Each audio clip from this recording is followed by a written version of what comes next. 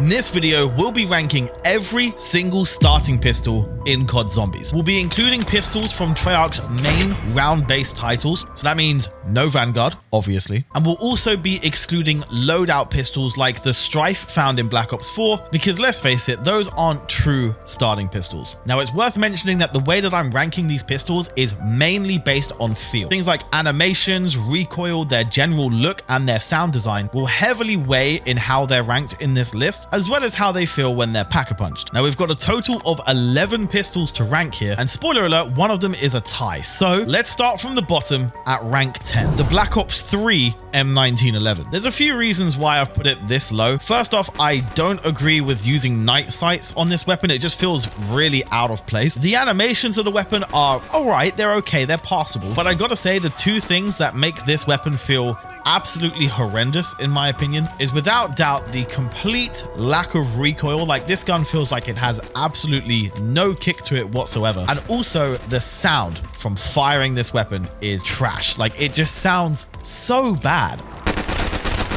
I mean, some might argue it goes for like a more realistic rather than over-exaggerated tone, but to me, man, it just feels like I'm firing a BB gun, especially when combined again with the lack of recoil and just the general feel of the weapon. And I suppose it's also let down by the fact that this is the 1911 that they brought to Black Ops 3 that so many people loved. This is one of the most iconic Zombies experiences that we ever got. Black Ops 3 is unbelievable. So when you bring a 1911 to this game, it had to have been done right, and unfortunately, it just wasn't. Thankfully though, this weapon does let you pepper it as much as you want to with that semi-automatic firing mode. There is actually a setting in the files of these games that actually have a bit of a cooldown, so not every weapon will let you shoot as fast as you can tap, but this Black Ops 3 M1911 seems to let you shoot as fast as you want to. So of course, that is a pretty big pro, and when it comes to the upgraded variant, we of course get the Mustang and Sally, which everyone knows about at this point, but if you somehow don't, they are dual-wield grenade launchers, and at this point, we'd seen this plenty of times in previous installments. But this is happening in a game where there is no PhD. The closest thing we had was a gobblegum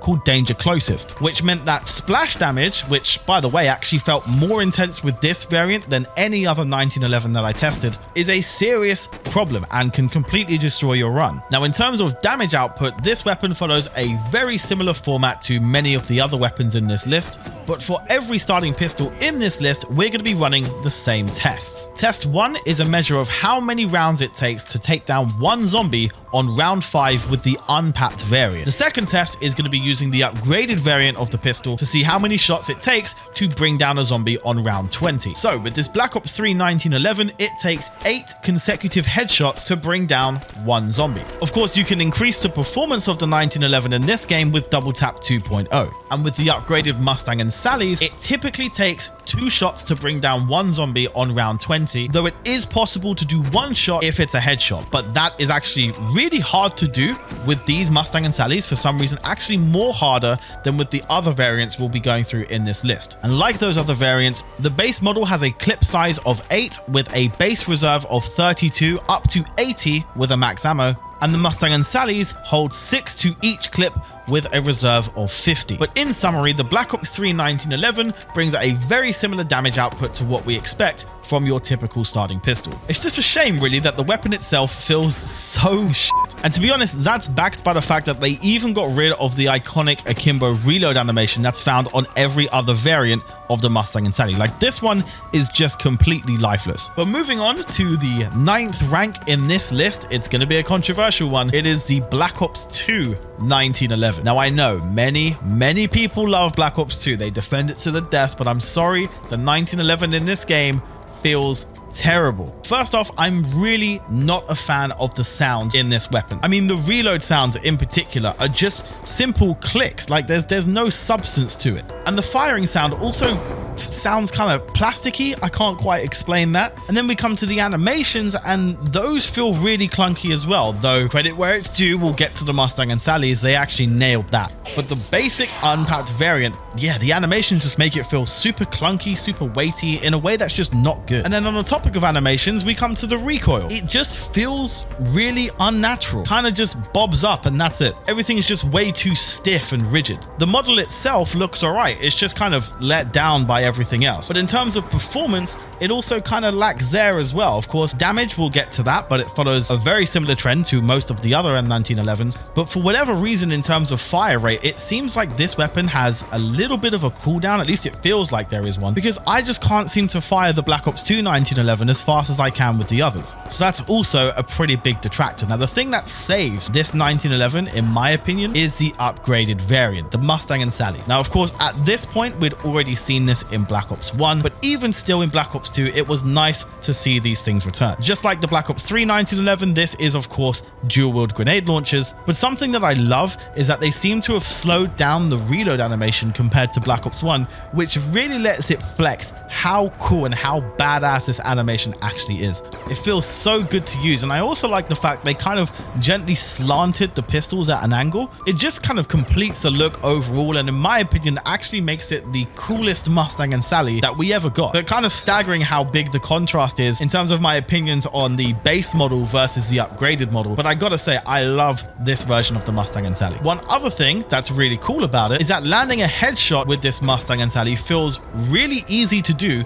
compared to the Black Ops 3 version. And so what that means is when we do our damage test again and we look at the Mustang and Sally's on round 20, you can, if you aim right, kind of consistently get one-shot kills. I mean, to clarify, they do run around headless for about 2 seconds after the initial hit, but of course they do drop with one shot, which is nice. It's refreshing, because on Black Ops 3 it just felt almost impossible to do. Now, of course, I know no one really uses these weapons for the sake of precision. You kind of just fire them around the place, but it's still good to know. And in terms of the standard variant, it follows the same pattern as we saw in the previous 1911, in which it takes 8 shots consistently to the head to bring down a single zombie on round 5. But of course, Black Ops 2 was the first game to introduce Double Tap 2.0, and needless to say, with that perk, this weapon can push a lot further. Like other 1911 variants, the base model has you start off with a clip size of 8 with a base reserve of 32 up to 80 with a max ammo, and the Mustang and Sally's, like before, have a clip size of 6 in each with a reserve of 50. Now, unfortunately, like Black Ops 3, PhD wasn't really present in Black Ops 2, specifically with the context of these 1911s, because it did appear in the Origins Wonder Fizz, but of course the 1911 wasn't in the map, and so the only means in Black Ops 2 to wield the Mustang and Sally's with no explosive damage is by getting the PhD perma perk found exclusively in Buried, which is kind of disappointing. But overall, my stance on the Black Ops 2 1911 is that the base model feels absolutely horrendous, but Treyarch did a killer job bringing back those Mustang and Sally's. Next up, ranked number 8 is the Black Ops 3 MR6. Now, this weapon fundamentally doesn't really have anything wrong with it. It's just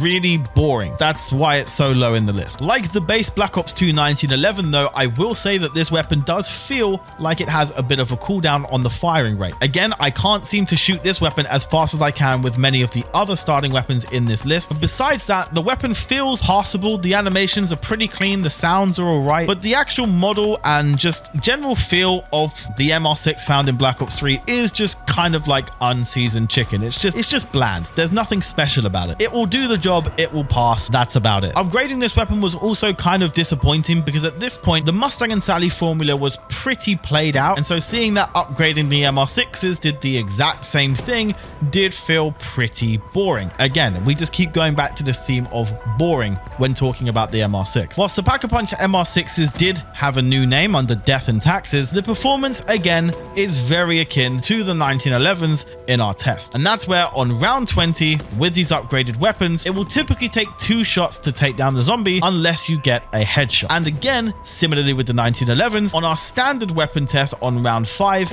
it also takes exactly 8 shots to the head to bring down 1 zombie. So not only were the animations and the general feel of this weapon pretty bland and pretty boring, it also had to go and have the exact same performance that we'd seen from previous variants of the 1911. I mean, even down to the ammo counts, they're exactly the same in both the base and upgraded variants. So overall, this weapon has little to no unique identity to it. But like I say, it doesn't feel bad, it's just lame. And that's why it's ranked 8 on this list. Moving up to rank 7, we have the Welling from Black Ops 4. Not the first time by this point that we'd seen a revolver as a starting weapon in Zombies, but still very refreshing nonetheless. And at this point in the list, we start to actually get to starting pistols that I'm actually fond of. The sound design is passable. It's not exceptional or great by any means, but it's passable. But the recoil feels pretty nice, and the model itself, along with the animations, actually feels pretty damn good. And again, it's pretty refreshing to have a revolver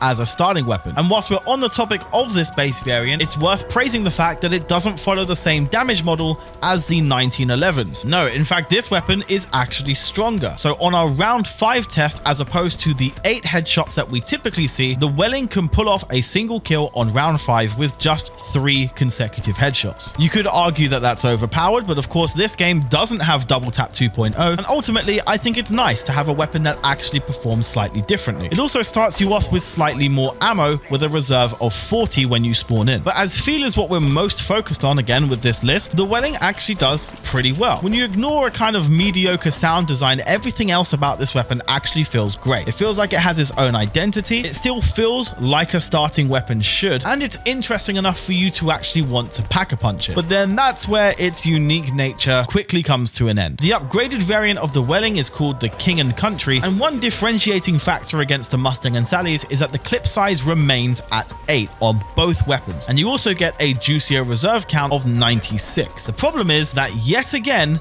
they've made dual-wield grenade launchers, which at this point again was super played out. And for me personally, seeing a revolver, because I absolutely love revolvers, seeing it get degraded back down to another Mustang and Sally replica was pretty disappointing at the time. Damage-wise, it also shares pretty much the exact same resemblance to the 1911s, at least on our round 20 test, in which it typically takes 2 shots to bring down a single zombie, unless again it's a headshot. The most disappointing thing about the Welling is that everything that made it unique was immediately stripped away once you took it out of the pack-a-punch machine. Of course, you can tie into Black Ops 4 mechanics to defend it in the sense that you can upgrade this weapon 4 times to make it even stronger, but the absolute kicker is the fact that the fully upgraded variant was the one that I used in my round 20 test, which basically means you have to fork out way more money just to get a very similar performance to that of the Mustang and Sally. So in summary, the base Welling is pretty decent, but that King and Country was a huge letdown. And that's why the Welling sits down at rank 7. Coming up to rank number 6, we have the World at War 1911. I really wanted to put this weapon higher on the list, but I have to be objective here and not try and let nostalgia cloud my judgment. In reality, while things like the reload sounds are quite nice, the firing sounds on this 1911 is just a little weird. There's no real bass to it. It's just kind of like all the high end with none of the substance, and that heavily degrades how this weapon feels to use. The recoil is nice. Pretty much every World at War weapon nailed the recoil, and what I also love about this particular 1911 is that you can seemingly shoot it as fast as you can tap that finger. Like, it will always respond. It's the most responsive 1911 in my opinion in terms of firing. The animations were good for the time, but of course this is 2008, so they look a little bit clunky by today's standards, but the overall weapon feel was actually really good. And of course there's strong sentiment coming from the fact that this is of course the very first starting weapon that we ever got, because Zombies was brand new in World at War. Throughout Nocturne, Toten, Verrucht and Shinonuma, this weapon wasn't upgradable because Pack-a-Punch wasn't even invented yet. But with the introduction of Doris, we could finally upgrade this weapon, and boy was it fresh back then.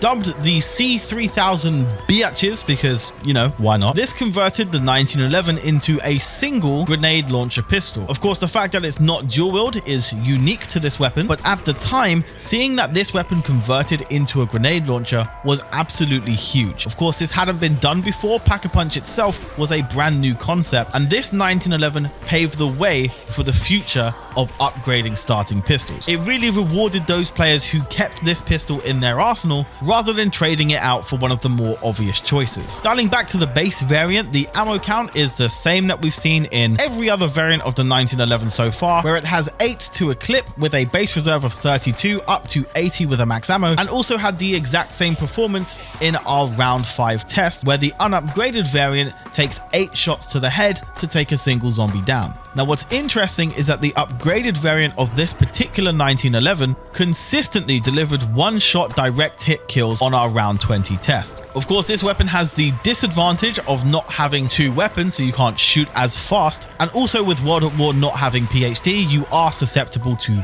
big splash damage. But a fun fact about this version is that it is actually fully automatic. It's just the firing rate is very slow. You can drink double tap to increase that fire rate. Even still, it will be pretty slow, but knowing that it's fully automatic is kind of cool. And it's also dope that this OG variant actually delivers more damage than the other 1911s that followed. The upgraded variant, like the other 1911s, does downgrade the clip size to 6, and this particular variant unfortunately has a reserve size of 40 instead of the 50 that we see on the Mustang and Sally. What I will say though is that the World at War Pack-a-Punch camo makes this weapon look absolutely gorgeous, and overall it just feels super fun to use. Needless to say, I am very fond of this particular 1911. Next, we come to rank 5, and here we have the Black Ops 3 RK5. Now, you might argue that this is a controversial entry into the list because I did abolish all loadout weapons from being considered. But after all, this weapon is a true starting pistol. You only have to complete every main Easter egg in Black Ops 3, but once you do that, you always consistently spawn in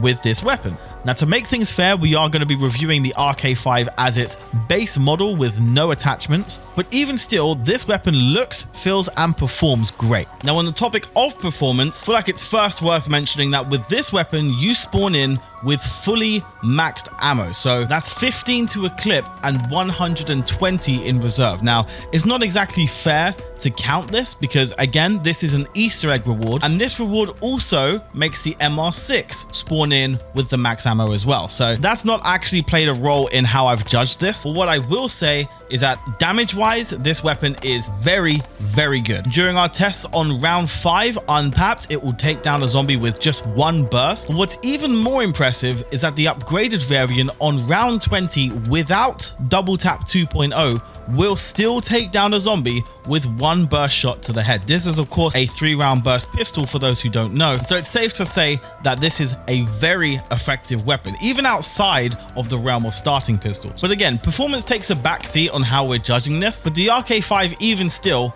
looks great. I love the fact that it's got a kind of nickel plating, you know, silver finish to it, which is exactly how I like my pistols. The sound is, you know, passable, it's okay, but the animations are clean, and overall this pistol fits really well in this game. It doesn't feel out of place, it doesn't feel rushed, it feels like a properly complete weapon, which is nice to see, to be honest. What's also nice to see is that this weapon, when upgraded, doesn't turn explosive. This is the first starting pistol in this list so far that doesn't turn into a grenade launcher when upgraded, and to be honest, I love that, because like I said, the whole explosive pistol thing really played out, and having a weapon that still shoots normal rounds is very good to see. The clip size gets doubled to 30 when pack-a-punched, and the reserve ammo gets buffed to 180. And the other blessing is that because this pistol still fires regular rounds, double tap 2.0 will allow you to quite literally double the damage of this pistol. And on top of that, you can also put alternate ammo types on the RK5, basically making it a wonder weapon, really, because of how powerful the AATs were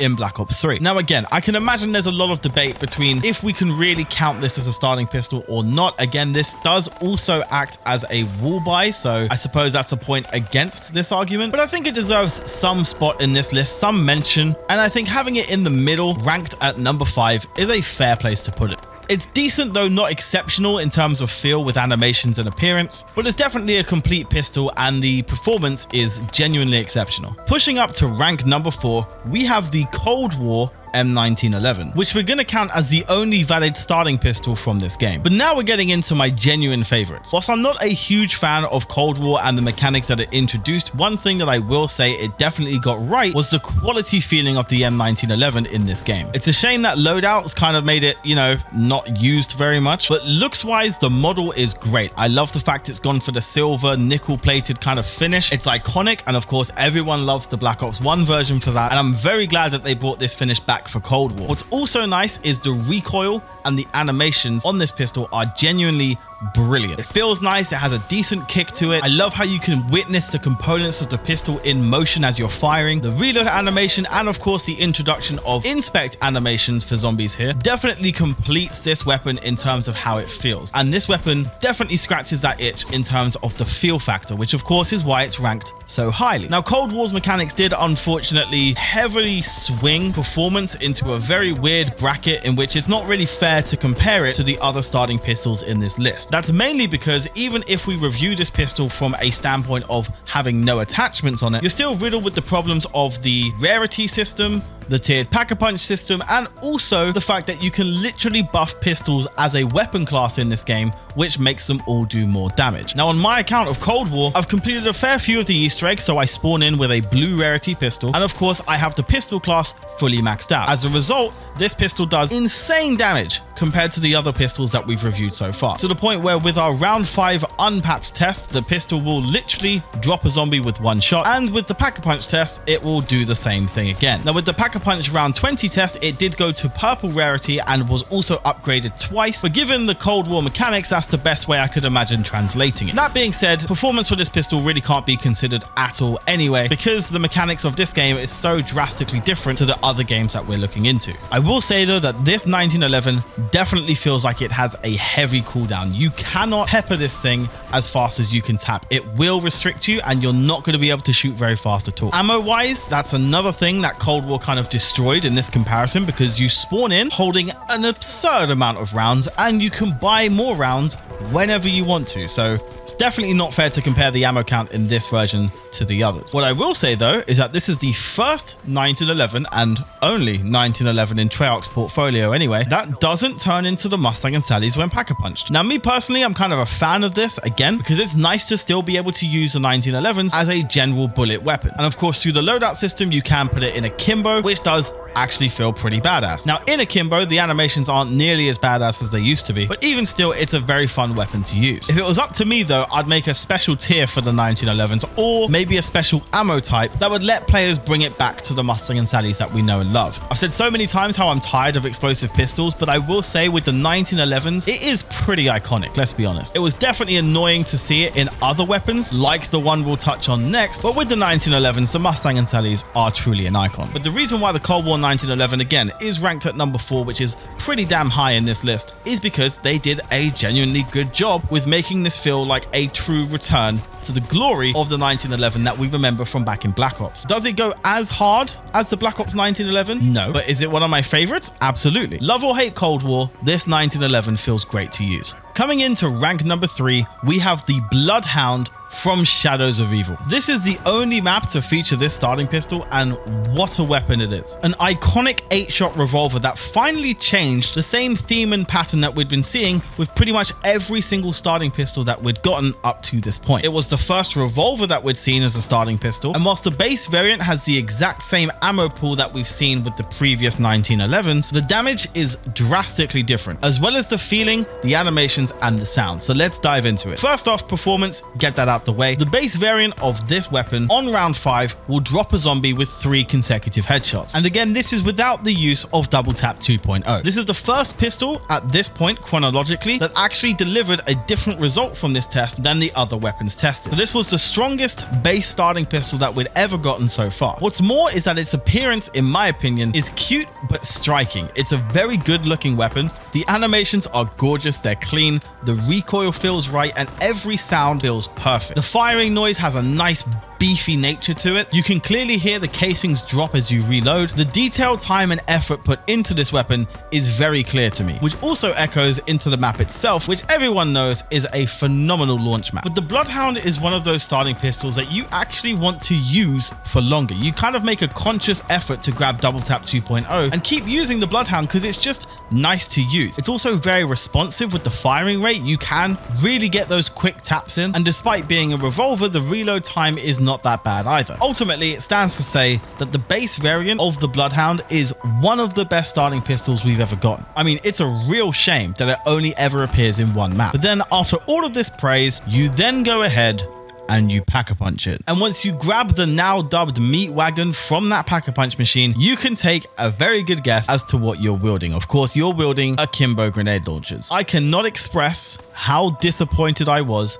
when playing Black Ops 3, seeing that we finally got a revolver as a starting pistol and upgrading it into another Mustang and Sally ripoff. It is so infuriating to me, but I can't let that alone downgrade this weapon in this list. Fundamentally, it's a very, very good starting pistol, but then from this point, it becomes very boring after it's upgraded. What makes the upgraded Bloodhound different from the Mustang and Sally's though, is that the clip size stays at 8 on both pistols and the reserve ammo is 48 instead of 50. But when you take into account the clip size, you actually get 2 more shots from the meat wagon. And in terms of damage, from my test, it was kind of a little bit confusing. At first, it seems like the damage is parallel with the Mustang and Sally's, though I will say I was actually getting more consistent one-shot kills with the meat wagon than I did with the M1911s. This is of course again on round 20 with the pack-a-punch variant. Sometimes with the meat wagons, a headshot will instantly kill it. Sometimes it would have it headless and bleeding out. Sometimes a one shot to the chest will instantly kill a zombie, and other times you'll need to shoot twice. I might have made some errors in my test, but fundamentally you can expect a similar-ish performance to the Mustang and Sally's from the upgraded Bloodhound. But it does seem like a tiny fraction stronger, though I could be wrong. But again, in terms of feel, I don't even want to dive into it because the Akimbo Bloodhounds are a complete letdown, even in terms of feel. Because at least with the Mustang and Sally's, they have that iconic reload animation. With the Bloodhounds, we're looking at 2 revolvers here, so the reload animation is literally completely off screen. They just raise up,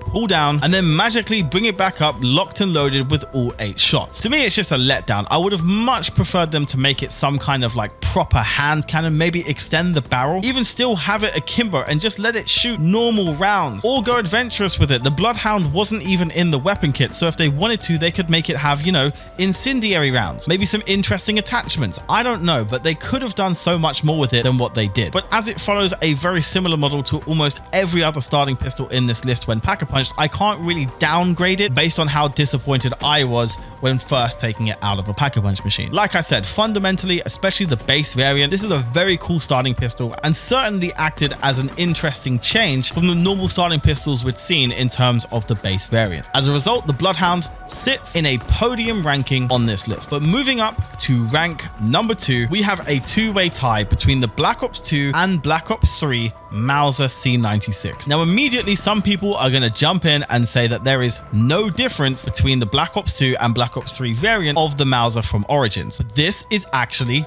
wrong. This is false. Now, besides an obvious slight change in the visuals, immediately off the bat in terms of performance, the difference between these 2 weapons is that during my unpapped round 5 test, the Black Ops 3 variant of the C96 could drop a zombie with 7 consecutive headshots, whereas the Black Ops 2 variant always needed 8, which means that there's actually slightly more damage from the base variant of the Black Ops 3 version. Either that or they increased the headshot multiplier, which is also just as likely. Other people have reported a change in bullet spread when hip firing, and another difference is the Black Ops 2 variant was way better for the speed running tactic of getting across the mud by shooting this thing backwards. But I'm getting ahead of myself at this point. Let's dial it back. So both of these pistols share similar animations and a very similar aesthetic. I think everyone can agree that the overall feel of the Mauser from Origin is pretty iconic. It feels great to use. It's responsive on the trigger, the animations are nice and clean, don't take too long, the general appearance of the weapon is really nice, and it also takes the credit for being the first starting pistol at this time that wasn't the 1911. I think this change made players fall in love with this weapon even more because it was something new, it was something fresh, and it really didn't let anyone down. And whilst the performance of the base variant,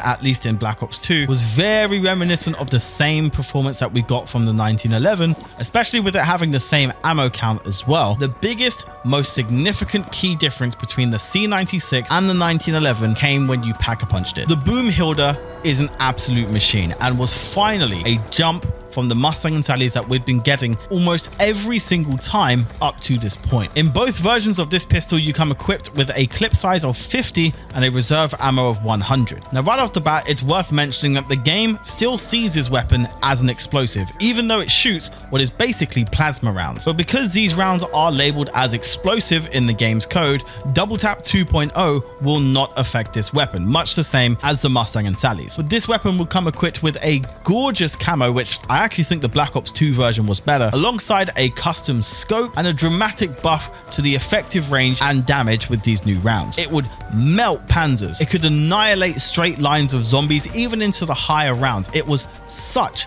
an effective weapon, and it was so good that most people who play Origins will be seen holding on to that Mauser and upgrading it later, especially speedrunners. This is also because, like I mentioned earlier, there is a speedrunning strategy in which jumping whilst moving backwards through the mud and shooting this weapon simultaneously will basically launch your character because of the recoil and allow you to travel at insane speeds through the tough parts of the map. Now, this seems to be more effective on the Black Ops 2 version than the Black Ops 3 version, like I mentioned earlier, but I myself am not a speedrunner, so I haven't got this technique down perfectly. Maybe someone in the comments can correct me if I'm wrong, but it does seem like the Black Ops 2 version is much better for this little trick. But what I love most about this Mauser is that it truly has its own identity. Whilst the base variant has a similar damage model to the 1911, it definitely feels unique and feels different. It's a very responsive and engaging weapon to use. But what's more is that it's not a 1911, and so when you take it to the Pack-a-Punch machine, it's not treated as a 1911. It has its own thing,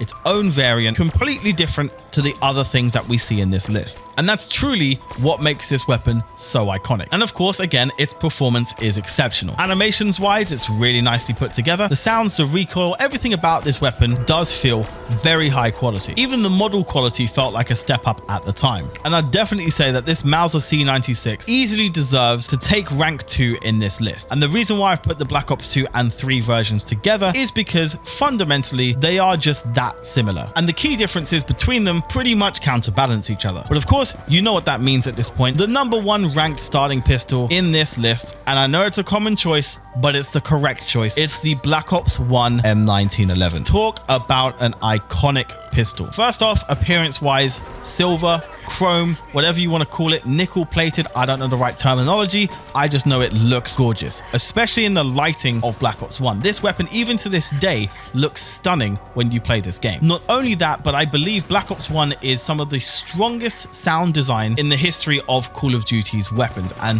the 1911 is no exception. When you reload this weapon, you can hear yourself kind of graze against, different tactical gear on your vest, maybe some frag grenades, some other mags. You can hear just some light tinkering of that going on. Also, the sound of inserting the clip is just so satisfying, and then the firing noise is so nice. And I also like that it differentiates between indoors and outdoors, because I think it might have been the first starting pistol to do that. And then you come to the animations and the recoil, and just you blend it all together, and you've got without doubt the best feeling starting pistol that we've ever gotten in COD Zombies. It feels great to use. Again, it's responsive. You can spam that trigger and it will respond. All of the noises, everything, just blend it all together and you have something that is just perfect. It's perfect. Like every other 1911 that we've gone through in this list, the starting ammo has a clip size of 8 with a reserve count of 32, and on round 5 with our unpacked test, it will take 8 consecutive headshots to bring down 1 zombie. Pretty normal stuff that we've seen so far. And things just got better when you upgraded it. Now, I know during this list, I've expressed my distaste towards having every starting pistol act the same way, but let's not forget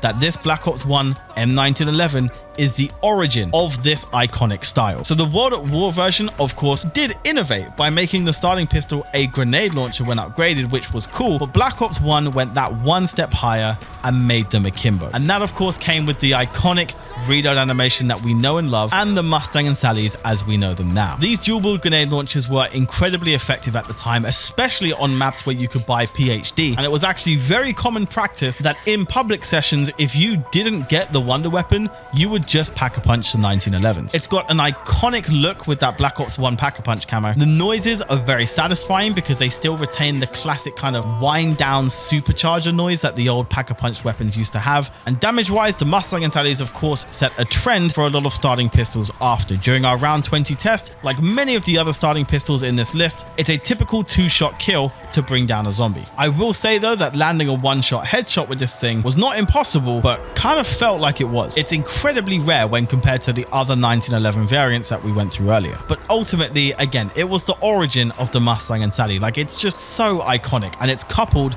with the best feeling base variant that we've seen of any starting pistol in this list. I'm actually glad that this was a starting pistol in every map in this game, because I never got bored of using it, and I think that's a testament to how good this variant of the M1911 actually is, because to have this weapon be the same one in every single map in Black Ops 1 and nobody gets sick of it, it just proves that it was something great. But that concludes this video and this list. Lads, ladies and gentlemen, I do hope you enjoyed it. If you did, please be sure to leave a like, subscribe if you're new, and I'll catch you in the next video. Cheers.